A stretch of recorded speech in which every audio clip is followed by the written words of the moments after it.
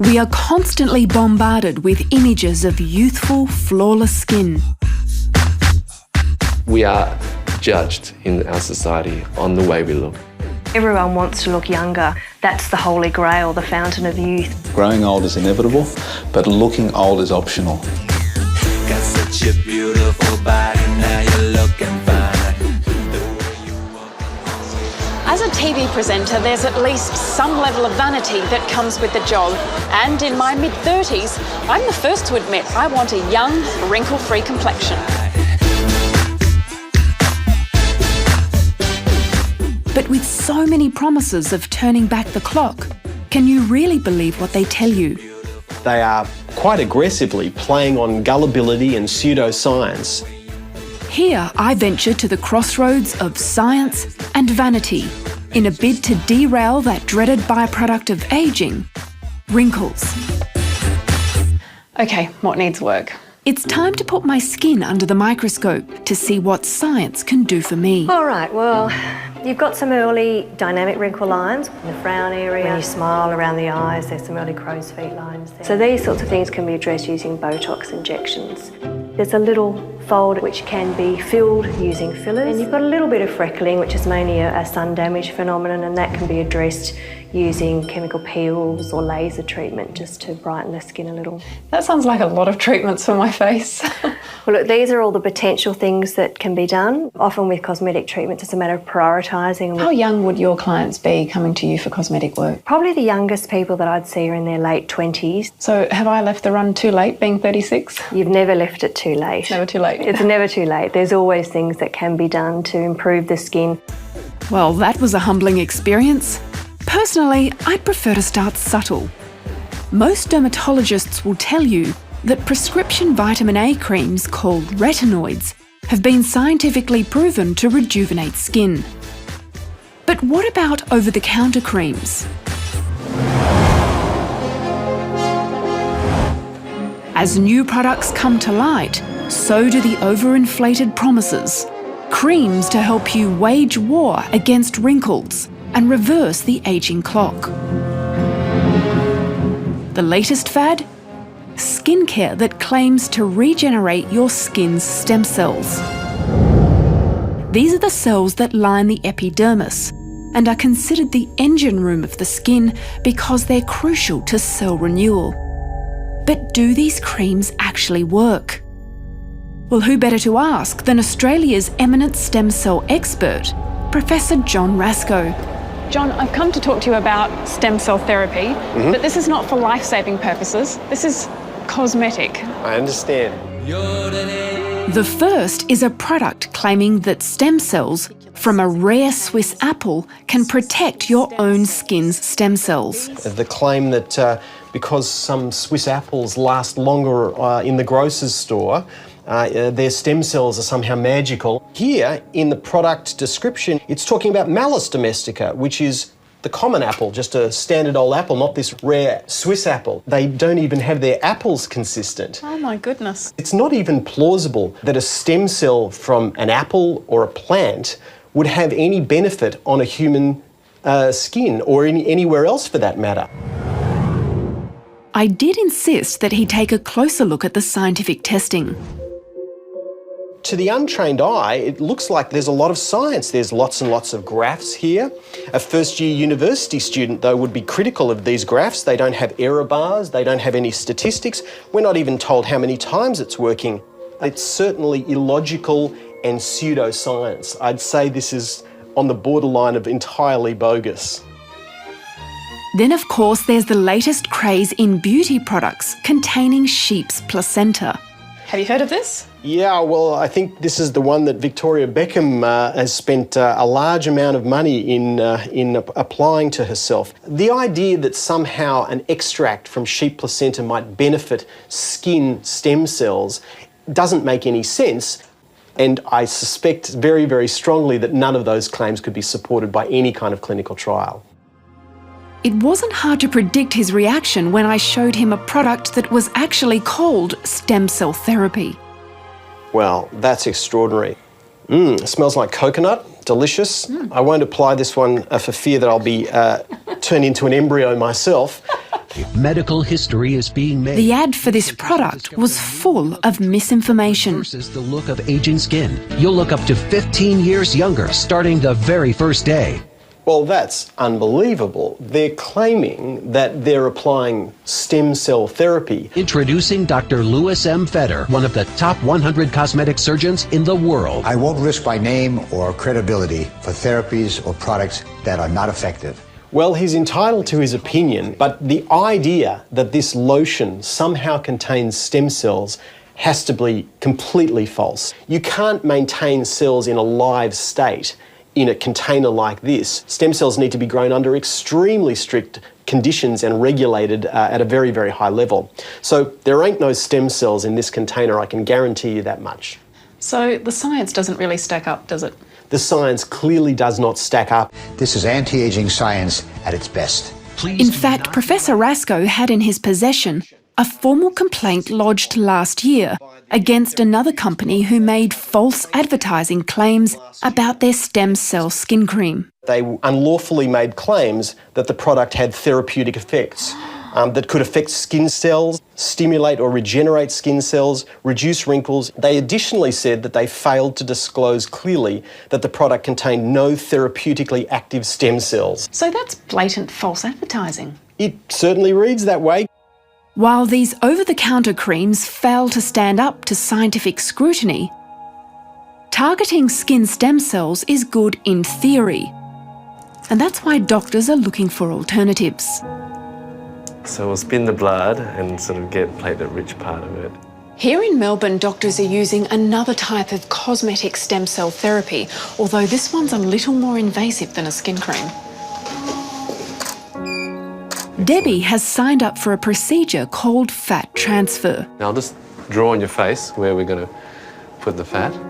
Put simply, she's having fat containing her stem cells sucked from her tummy and injected into her face. I just feel the lower part of my face is just starting to sag a bit and it's lost volume. But you're 51, you look great for your age. Why are you having this done? Well, I have been through some trauma this last few months. I like to look on the outside, how I'm feeling on the inside. I feel still quite young on the inside. Follow me. To extract the fat, Debbie will undergo liposuction. More, so don't, Local anaesthetic is applied to her stomach, so she remains awake for the entire procedure. It does hurt a little bit. Are you okay? Do you feel all right? Just lift up this a little bit more, so don't... As a medical reporter, I've seen many operations, but liposuction is difficult to watch. Not too bad so far? That's good. Traditionally, fat transfers have been a huge disappointment because the tissue just doesn't survive well in the new location. So this is the fat that we've taken from Debbie's tummy. But Dr. Chan claims he can improve the technique. The way we're making it better really is by mixing fat with platelet-rich plasma, which is a portion of the blood which is high in growth factors and helps to activate and almost like fertilise the fat and keep it in the spot you put it. So this is platelet-rich plasma, which is coagulated. It's formed a little clot. So you can see it's like jelly. All right, so this is what it looks like in the face. Yeah. I'll be asleep. You'd rather be asleep, okay. Platelet-rich plasma has been used to treat sporting injuries, but only recently doctors have begun using it cosmetically. Didn't feel too much of this. Might get a needle, please. By adding this platelet-rich plasma, you get a better consistency of fat to inject. For example, in areas like the lips where you want a very smooth result, you can harvest as much as you need. So you can do the whole face, and from a longevity perspective, it's great because it could last 5, 10, sometimes more years. The downsides are really that you have to do a minor liposuction procedure to harvest the fat. So how are you feeling? I think they're still a little numb. Yeah, face is a bit numb. My lips. Debbie goes home to rest. 3 weeks later, these are the results. There are subtle changes to her tear troughs and upper lip, but overall, I couldn't really see much difference. Dr. Chan says it will take a few months for the fat to begin regenerating. Stem cell therapy is in its infancy still, and it's something which we're developing. It's clear that cosmetic stem cell therapy has a long way to go. So what else is there?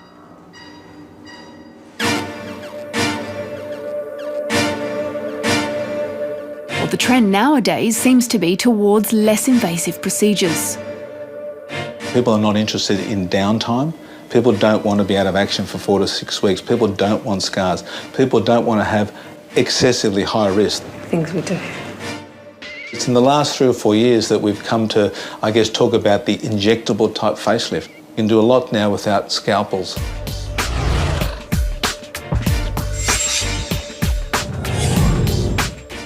You're looking nice and smooth in the cheek to the eye transition. Botulinum toxin, or Botox, is now the most common cosmetic medical procedure in the world. Yeah, I'm happy with it. Yeah. Believe it or not, regular Botox can actually prevent wrinkles before they occur. By paralysing the muscles in the face, you can't use them anymore, so they shrink. It's called muscle atrophy. And that's what you want when you're trying to improve frown lines, worry lines, crow's feet. You want those muscles to thin and become basically little weaklings, which will stop those wrinkles that they've formed appearing from that point on. 3 areas we're going to concentrate on today. The first one... Mind you, there's not much evidence of that in the medical literature, but all the dermatologists I spoke to said the evidence in the clinic is overwhelming. My frown line's here, my wrinkles across there, I think. This is Debbie's first time getting Botox. This procedure has often come under fire from those who fear the risks. And again. You okay? I think it's because it's essentially botulinum toxin, which we know in a high dose is lethal. So that creates a negative stigma. Cosmetic doses of Botox can be as trivial as 10 to 20 units. When we compare that to doses used in conditions such as cervical spasticity, cerebral palsy, it's really a small amount, 10 or 20% of the dose. So it's a very safe treatment. Very good. Do you find that patients don't like to tell people they're having Botox? Yeah, I think the majority of our patients will tell us that. They don't want messages left at home or on their mobile. Many of them will not pay in a form that can be tracked by their partners or spouses. You have it because it works.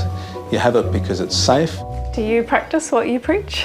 I don't practice what I preach because I'm quite comfortable with my appearance, but I'm eagerly, I'm just as enthusiastic to help someone who doesn't have that view. Debbie is also having filler injected into her lips. It's going to sting a little initially. It's got some local anaesthetic in it, so once that kicks in, you'll be a lot happier.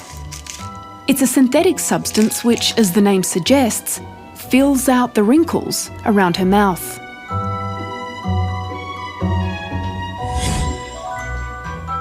Have a look if you like. Let's see.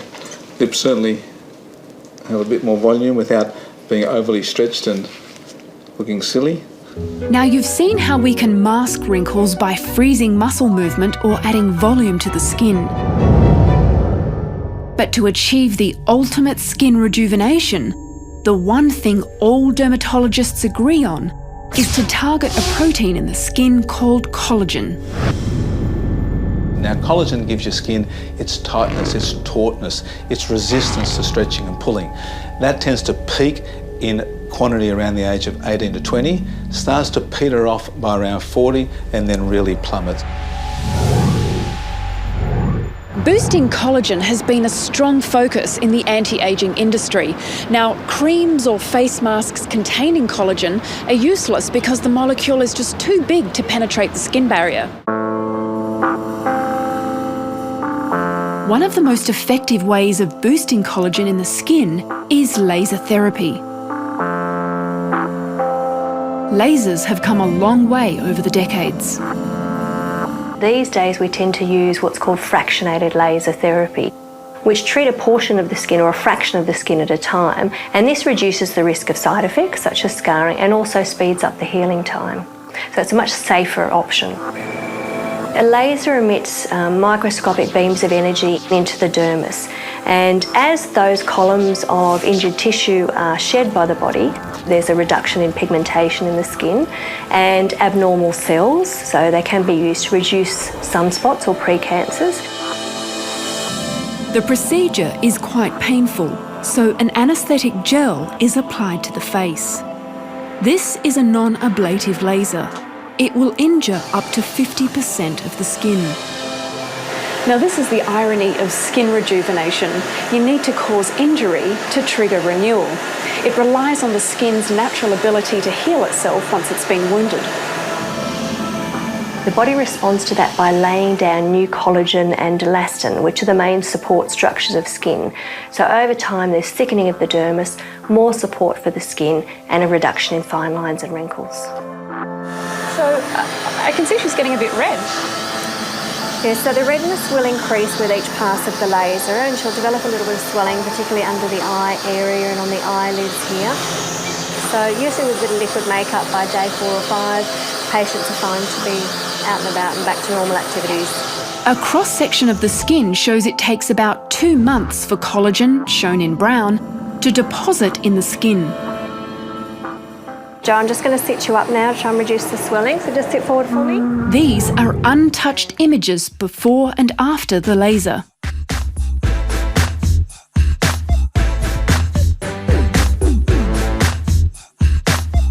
As these procedures become more popular, some dermatologists are concerned that cosmetic regulation is not adequate. Unfortunately, in New South Wales, one of the big problems that we have is there's no legislation regarding who can buy or use a laser for cosmetic purposes. There's a lot of beauticians, and we do see a lot of scarring and problems from people that have been treated inappropriately. Let the buyer beware. Check the credentials of your injector. Remember, it's probably more important to choose your doctor than it is to choose your procedure. But if you insist on the subtle approach and use an anti-wrinkle cream, be warned of the advertising. If you're looking at creams which are labelled firming, lifting, toning, anti-aging, they're just glorified moisturisers. They can make your skin at that particular time look its best, but they can't turn back problems. They can't improve pigmentation or wrinkling. So there you have it, some science behind the promise of youthful-looking skin. As for me, well, I'm in no rush to have a cosmetic procedure, but maybe one day I'll feel differently. Only time will tell.